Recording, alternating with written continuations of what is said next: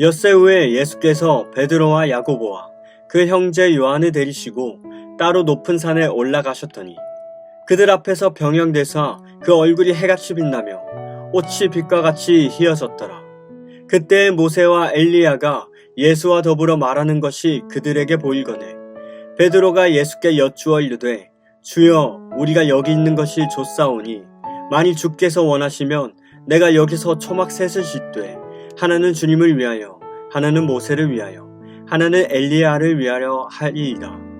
말할 때 홀련히 빛난 구름이 그들을 덮으며 구름 속에서 소리가 나서 이르시되 이는 내 사랑하는 아들이요 내 기뻐하는 자니 너희는 그의 말을 들으라 하시는지라. 제자들이 듣고 엎드려 심히 두려워하니 예수께서 나와 그들에게 손을 대시며 이르시되 일어나라, 두려워하지 말라 하시니 제자들이 눈을 들고 보매 오직 예수 외에는 아무도 보이지 아니하더라. 아멘. 할렐루야. 오늘 하루도 생명의 떡이 되신 주님의 말씀을 통해 큰 은혜를 누리는 저와 여러분이 되길 간절히 소망합니다. 사랑하는 여러분, 오늘 우리가 함께 읽은 이 마태복음 17장 1절은요 참 의미심장한 말로 시작합니다. 엿새 후에. 도대체 엿새 전에 무슨 일이 있었길래 마태는 굳이 이 달력에 동그라미라도 치듯 이 시간을 꼭 집어 말했을까요? 잠시 우리 상상력을 발휘해서 16장으로 한번 거슬러 올라가 볼까요? 불과 엿새 전이었습니다. 예수님과 제자들은 가이사랴 빌립보라는 곳에 머물고 있었어요. 여러분, 이 가이사랴 빌립보가 어떤 동네인지 아십니까? 당시 로마 황제를 신으로 모시는 거대한 신전이 세워져 있었고요. 온갖 화려한 우상들이 가득했던 곳이었어요. 세상의 힘과 권력이 가장 압도적으로 과시되던 그곳에서 머리 둘 곳조차 없던 이 초라한 행색에 예수님이 제자들에게 물으십니다. 세상 사람들은 나를 누구라 하느냐? 그렇다면 너희는 나를 누구라 하느냐? 그때 베드로가 그곳에서 엄청난 고백을 합니다. 주는 그리스도시요 살아계신 하나님의 아들이시니이다. 눈앞에 보이는 저 거대한 로마 황제가 아니라 어쩌면 초라해 보이는 내 앞에 있는 이 예수님이 바로 우리를 구원할 진짜 왕이시라는 믿음의 고백이었어요. 예수님은 이 고백을 들으시고 바요나 시몬아 네가 복이 있도다 하시며 베드로를 극찬하셨고 천국의 열쇠까지 약속하셨습니다. 제자들 사이에서는 그야말로 난리가 났을 거예요. 제자들은 속으로 기뻐함으로 노래를 불렀을 겁니다. 이제 드디어 고생 끝이다. 우리 선생님이 저 거만한 로마 제국을 다 뒤집어 엎고 드디어 이스라엘을 구원할 힘 있는 세상의 왕으로 오시겠구나 라고 생각했을 겁니다. 왜냐하면 매일이 불안하고 초조했던 제자들의 마음이 이제는 기대감과 승리감으로 삶의 안정이 되는 순간이었을 거예요. 그런데 그 기쁜 분위기 속에서 예수님이 갑자기 찬물을 확 끼얹으십니다. 내가 이제 예루살렘에 가서 장로들과 대제사장들에게 고난을 받고 죽임을 당할 거다. 이 말씀에 깜짝 놀란 베드로가 펄쩍 뛰면서 막아섰지만 돌아온 건 사탄아 내 뒤로 물러가라 는 아주 뼈아픈 책망이었어요. 여러분, 그날 이후 이 엿새 동안 제자들의 마음이 어땠을까요? 가장 큰 기쁨을 잠시나마 맛보았을 거예요. 하지만 그 순간 순식간에 마음이 차갑게 얼어붙어 버렸을 겁니다. 분명 주님을 따라가면 영광만 있을 줄 알았는데 죽음, 십자가, 이런 무시무시한 단어들이 머릿속을 맴돌았을 거예요. 아마 이 엿새 동안 제자들 사이에는 숨막히는 침묵만 흘렀을 겁니다. 가만히 생각해보면 오늘 우리의 삶도 이 엿새 동안의 제자들과 참 많이 닮아 있어요. 주일 예배당에 앉아 찬양하며 때로는 말씀의 눈물도 흘리고 은혜도 듬뿍 받았는데 당장 내일 아침 출근길에 마주해야 할 이 현실과 불편한 인간관계들, 끝이 안 보이는 현실의 문제들과 직장에서 억울하게 짊어져야 할 십자가 같은 일상 앞에 서면 덜컥 숨이 막힙니다. 하나님, 저 이렇게 신실하게 믿으려고 발버둥 치는데 왜 제 삶은 여전히 이렇게 두렵고 불안한 걸까요? 라는 질문들도 생겨날 거예요. 은혜를 경험한 직후에 찾아오는 이 현실의 무게. 이것이 바로 오늘 제자들과 우리가 똑같이 마주하고 있는 신앙의 딜레마입니다.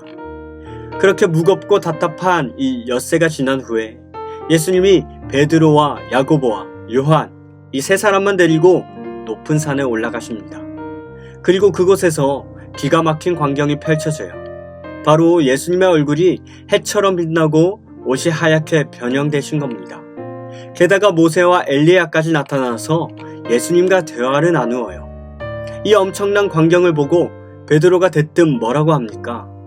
주여, 우리가 여기 있는 것이 좋사오니 만일 주께서 원하시면 내가 여기서 초막 셋을 짓되 하나는 주님을 위하여, 하나는 모세를 위하여, 하나는 엘리야를 위하여 하리이다. 베드로의 이 반응이 그저 순수하고 감격에 겨워서 한 소리일까요? 아닙니다. 이 짧은 한마디 안에 우리 인간의 아주 깊고 치명적인 본성이 숨어 있어요. 베드로는 지금 고난과 십자가는 싹 건너뛰고 눈에 보이는 저 찬란한 영광만 쏙 빼먹고 싶은 겁니다. 지금 저 산 아래에는 누가 있을까요? 귀신 들린 아이가 발작을 일으키고 있고요. 그걸 못 고쳐서 쩔쩔매는 이 남은 제자들의 비참한 현실이 있습니다. 바리새인들의 눈에 불을 켜고 공격할 준비를 하고 있어요. 베드로는 무의식적으로 그 골치 아픈 현실로 내려가기 싫었던 겁니다. 결국 다 싫고 그냥 여기다 텐트 치고 이 은혜로운 분위기 속에서 평생 살고 싶다는 현실적인 도피인 거예요. 여러분, 이게 바로 우리의 본 모습일 수도 있습니다. 우리는 하나님을 믿는다고 하면서도 속으로는 내 삶의 고통을 싹 피할 수 있는 영적인 도피처, 나만의 초막을 짓고 싶어 해요. 예전에 은혜 받았던 기억이나 어느 수련회에서 뜨거웠던 감정에만 매달리면서 지금 당장 내가 감당해야 할 현실의 책임은 슬쩍 회피하려 합니다. 하지만 여러분, 십자가의 고난이 빠진 영광은요, 복음이 아닙니다. 그건 그냥 종교적인 이기주의일 뿐이에요. 믿음 생활을 오래 했는데도 내 삶이 변하지 않는 것 같다면 영적인 환상 속에 갇혀 있는 것은 아닌지 우리 스스로를 정직하게 돌아봐야 합니다. 자, 이렇게 깊은 오해와 갈등 속에서 헛발질하고 있는 우리를 향해 하나님은 어떻게 시선을 교정해 주실까요? 첫 번째로 예수님이 변형되셨다는 게 무슨 뜻일까요? 2절에 보면 변형되셨다는 단어를 메테모르포데라는 단어를 써요. 이것은 단순히 겉옷을 화려하게 갈아입으셨다거나 다른 모습으로 분장하셨다는 뜻이 아닙니다. 우리를 구원하시기 위해 육신을 입고 꽁꽁 감추어 두셨던 하나님이신 예수님의 본래의 그 진짜 영광스러운 모습을 제자들에게 드러내 보여주셨다는 뜻이에요. 그러다 아주 잠시 제자들에게 내가 진짜 누구인지 그 본래 모습을 이 제자들에게 쓱 보여주신 겁니다. 둘째로 베드로가 짓겠다는 초막과 하나님의 구름이 어떻게 부딪히는지 보세요. 베드로가 짓겠다는 초막은 임시로 사용되는 거처, 즉 텐트를 뜻합니다. 베드로는 자기 손으로 만든 그 알량한 초막 안에 이 영광의 하나님, 이 위대한 영광의 하나님을 가둬둘 수 있다고 말하고 있을까요? 그런데 5절을 보실까요? 베드로가 신나서 떠들고 있을 때 호련히 빛난 구름이 확 덮쳐옵니다. 구약에서 이 빛난 구름은요, 쉐키나, 즉 하나님의 임재를 말합니다. 하나님이 인간이 만든 조그만 초막에 진짜 영광으로 덮어버리시면서 이렇게 말씀하십니다. 이는 내 사랑하는 아들이요 내 기뻐하는 자니 너희는 그의 말을 들으라. 이 말씀은 다른 곳에 한눈 팔지 말고 오직 이 아들의 말에만 귀를 기울이라는 아주 단호한 명령이에요. 위대한 모세도 불의 사자도 아닙니다. 이 엘리야도 아니에요. 산 위에서 은혜 받았다고 들떠서 헛소리하는 베드로의 생각도 아닙니다. 오직 십자가를 향해 묵묵히 걸어가시는 예수의 말만 들으라는 겁니다. 셋째로 가장 중요한 부분이에요. 제자들이 눈을 떴을 때 무엇을 보았을까요? 엄청난 하나님의 음성에 엎드려 벌벌 떨고 있는데 예수님이 다가와 등을 쓰다듬으시며 일어나라, 두려워하지 말라 하십니다. 그리고 눈을 들어보니 8절에 이렇게 표현돼요. 제자들이 눈을 들고 보매 오직 예수 외에는 아무도 보이지 아니하더라. 이 구절의 맨 마지막을 보세요. 오직 예수라는 말이 딱 박혀 있습니다. 눈을 떠보니까 그 황홀했던 빛도 사라져 있어요. 위대한 모세도 엘리야도 없습니다. 거기엔 갈릴리의 흙먼지를 뒤집어쓰고 며칠 뒤면 십자가에 못 박혀 찢기실 그 투박하고 평범한 오직 예수만 홀로 서 계신 겁니다. 그 오직 예수만이 덜덜 떨고 있는 제자들 곁에서 두려움을 만져주시고 계셨던 거예요. 사랑하는 여러분, 우리의 신앙생활은 기적을 쫓아다니는 게 아닙니다. 황홀한 신비 체험에 붕 떠서 사는 것도 아닙니다. 진짜 기독교, 진짜 복음은 무엇일까요? 내 인생의 화려했던 배경이 다 사라지고 가장 척박하고 두려운 현실의 땅에 덩그러니 남겨졌다고 생각할 때 바로 내 옆에 서 계신 오직 예수를 발견하는 것입니다. 이게 왜 진짜 해답일까요? 예수님은 그 영광스럽고 찬란한 산 위에서 그냥 영원히 사셔도 되는 분이에요. 하지만 베드로의 제안을 단칼에 거절하십니다. 초막을 짓지 말라고 하십니다. 왜요? 예수님이 그 좋고 편안한 산 위에 머무르신다면 저 산 아래에서 여전히 죄와 사망, 삶의 무게에 짓눌려 헛떡이는 우리를 살려낼 수가 없기 때문이에요. 그래서 예수님은 우리를 위해 자기의 초막을 찢으시고 친히 그 진흙탕 같은 산 아래로 걸어 내려가셨습니다. 귀신이 소리치고 사람들이 배신하고 결국 자신의 발가 벗겨 매달 그 끔찍한 십자가의 길을 묵묵히 가신 겁니다. 예수님이 그 영광을 포기하셨기 때문에 우리의 수치가 가려졌습니다. 예수님이 십자가에서 찢기셨기 때문에 우리를 짓누르던 죄책감과 삶의 무게가 생명의 은혜로 뒤바뀐 줄을 믿으시기 바랍니다. 여러분 혹시 한여름의 쨍쨍한 태양이나 아주 밝은 불빛을 가만히 쳐다보신 적이 있으신가요? 그러다 눈을 딱 감으면 어떻게 되죠? 눈앞은 새까만데 아까 봤던 그 빛의 모양이 눈앞에 아른거리며 그대로 남게 돼요. 우리는 그걸 잔상이라고 부릅니다. 주변은 온통 어두운데 내 눈에 생겨진 그 강렬한 빛의 기억이 어둠 속에서도 모양을 만들어내는 겁니다.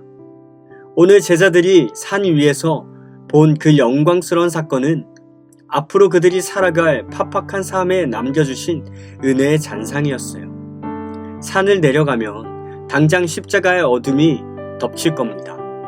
로마 제국의 핍박이 옥죄어 오고 순교의 피바람이 불어닥칠 거예요.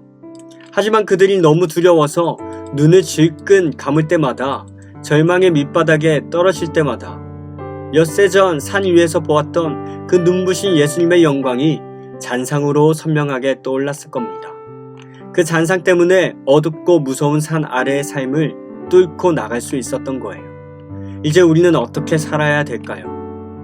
과거에 받았던 은혜, 좋았던 시절만 추억하면서 예배당 안에 초막 짓고 주저앉아 있지 않기를 바랍니다. 하나님은 우리가 이 예배당 문을 열고 이 저 치열한 산 아래로 우리의 일상으로 당당히 걸어 내려가기를 원하십니다. 오늘 하루 여러분의 삶에서 가장 피하고 싶고 쳐다보기도 싫은 산 아래의 현실을 피하지 말고 직면해 보시길 권면합니다. 죽어도 안 풀리는 인간관계일 수도 있고요. 만막한 내일의 진로일 수도 있어요. 당장 메워야 할 재정적 문제일 수도 있습니다. 그러나 그 두려운 현실 앞에서도 내 어깨를 여전히 토닥이며 일어나라, 두려워하지 말라 말씀하시는 그 주님을 떠올리며 그 예수를 내 마음에 깊이 모시고 우리의 피곤하고 지친 산 아래의 일상 속으로 힘차게 그리고 당당하게 걸어 내려가시는 진짜 제자들이 되시기를 오늘 저와 여러분이 되길 주님의 이름으로 간절히 축복합니다. 아멘. 기도하시겠습니다. 사랑이 많으신 하나님 감사합니다.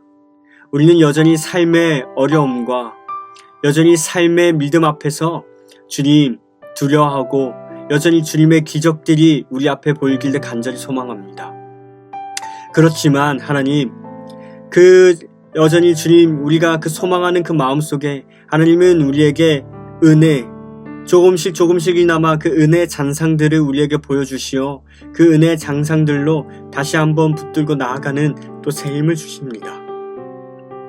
오늘 하나님 제자들이 고백했던 그 믿음의 고백들처럼 우리들도 그 은혜의 장산만을 쫓아서 그것을 의지하며 나아가는 이들이 아니라 오직 예수만을 붙들고 우리의 시선이 오직 예수에게만 주님 붙들고 나아갈 수 있는 우리 모두가 될 수 있도록 오늘 하루도 주님의 말씀을 통해 주님의 말씀처럼 오직 예수만을 붙들고 나아갈 수 있는 이 하루 될 수 있도록 오늘도 주님 우리와 동행하여 주옵시고 새 힘을 거뜬히 붙들어 주옵소서.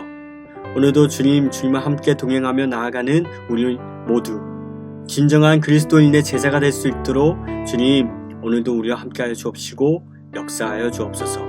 감사하며 이 모든 말씀 예수님의 이름으로 감사하며 기도합니다. 아멘. 이어서 함께 공동 기도 제목을 놓고 기도하기를 원합니다. 먼저 사랑하는 우리 공동체 근습 드림교회와 담임 목사님의 영육 간의 강건함과 함께 동역하시는 모든 교역자와 사역자, 목장 직일들을 위해서도 기도하기를 원합니다. 아직 주님을 만나지 못한 소중한 양들을 우리 공동체에 보내주시어 함께 지어져 가는 교회가 될 수 있도록 공동체를 위해서도 기도하기를 원합니다. 또한 이 나라와 다음 세대들을 위해서도 함께 기도해 주시기 바랍니다.